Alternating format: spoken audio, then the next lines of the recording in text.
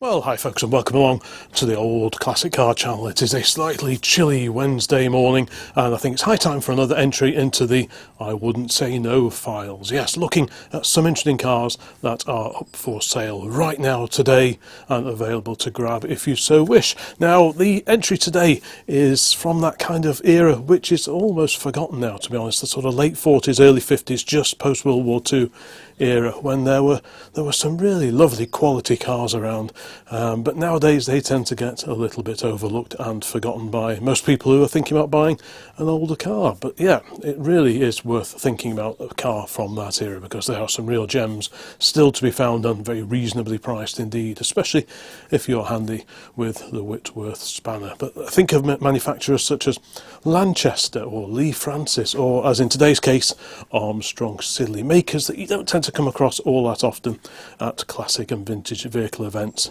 nowadays. So what car are we looking at in particular today? Well, it is a 1946 Armstrong Siddeley Hurricane drop-head coupe.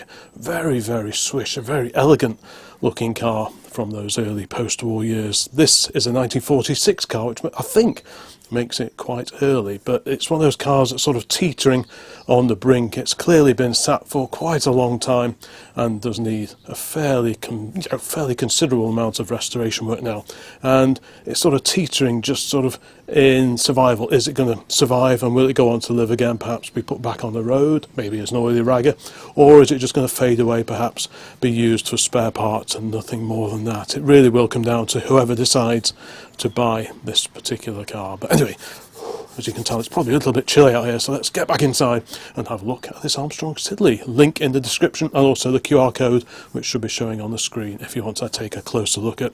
There are quite a few photographs and some photos of the history as well, so it's well worth checking out. But yeah, let's get back inside and have a quick look. Right, here we go. So we're indoors now. It's a little bit warmer, and here we go. The mighty Armstrong Siddeley Hurricane. Parts or project, it says in the description. Looks like it's on sale with a car parts dealer, and what an incredible looking car this is. Real barn find job. But like I say, it's sort of teetering on the brink. Is it restorable? Will someone take this on? I really hope so. But let's have a bit of a closer look. So we've got quite a few photos in this listing, which makes a pleasant change. That's not always the case.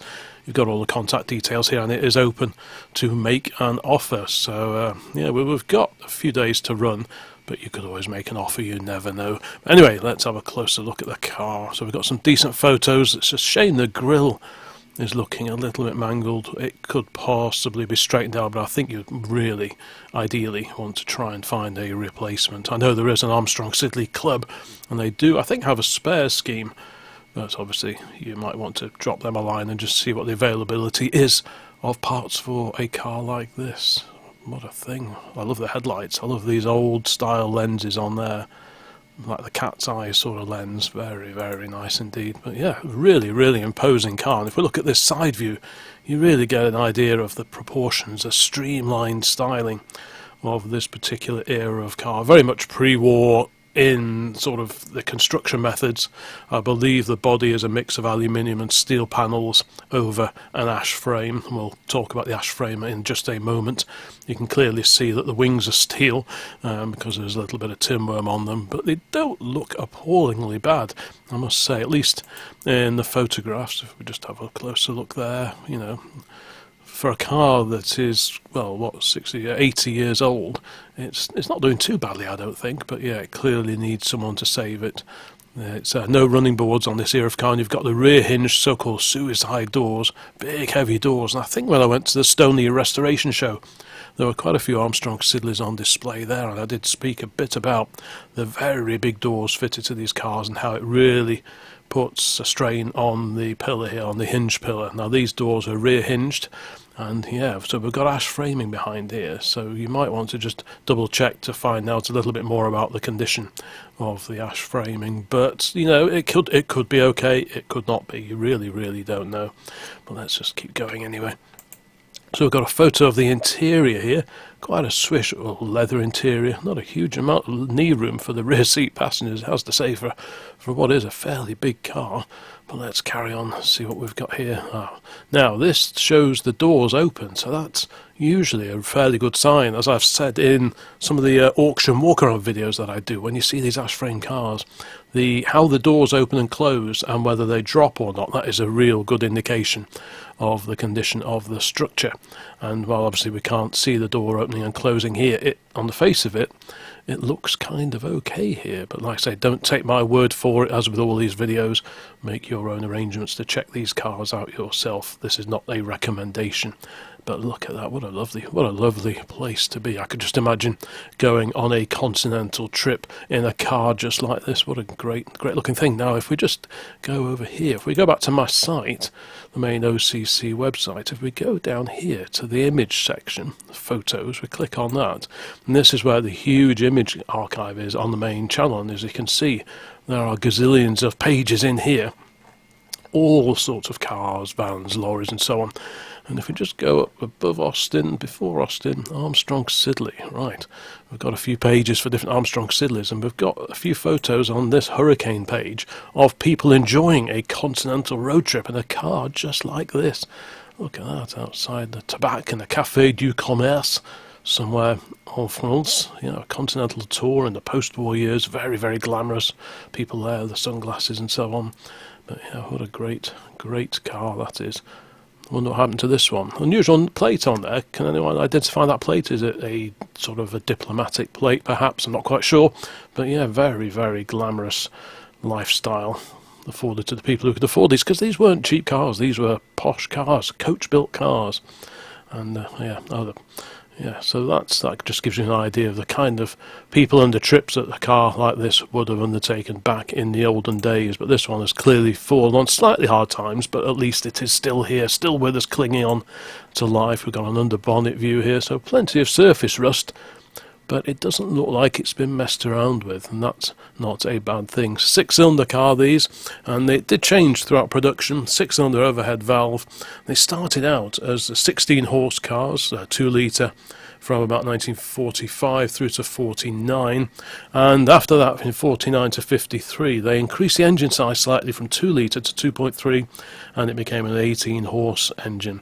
This is one of the earlier cars. Like I say, these cars were built 46 to 1953, and this is a 1946 car, so it's a very, very early, one of the first Armstrong Siddeley Hurricanes. That's another reason why it should really be saved if at all possible. Got the main dash panel there, so a bit of delamination, but it doesn't look beyond recall, I wouldn't have thought. But yeah, clearly a fair bit to do on this one, but it is priced accordingly in fairness. So the interior trim, well, I've seen worse, and I reckon that could be sort of rescued without having to retrim it all, because the majority of the trim doesn't look too bad at all. So whether you would fully restore this car or just get it presentable and usable, I think that's probably the way to go with this one. Bolt-on wings, of course, so there might be a little bit of tin worm where the wings bolt through. That's quite common on cars like this, but it doesn't look too bad. And again, we've got this door open as well, and that is a real test of that hinge pillar. And well, on the face of it, it seems to be holding up.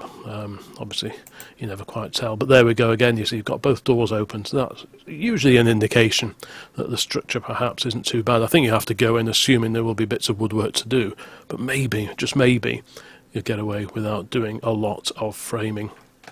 Like I say, steel body panels. This one looks like the paint has been stripped off. I wonder if it's actually been replaced. It could well have been.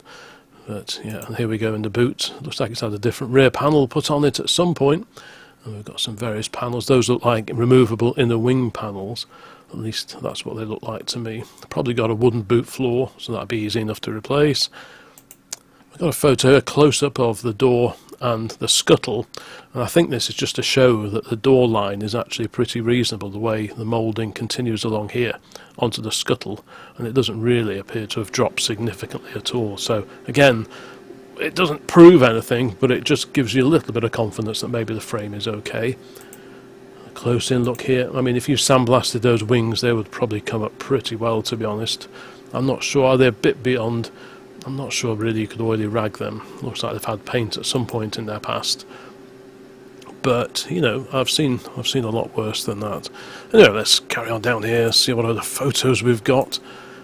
Back wing, yeah, again, the wing bolts through there, so it'd be fairly simple to remove those and have a look at the structure behind. If there's a few repairs needed, well, that's pretty common for this kind of car. Even, you know, any car of this era with bolt-on wings, Morris Minor, that kind of thing, it's not unusual where the wings bolt through that they need a bit of TLC.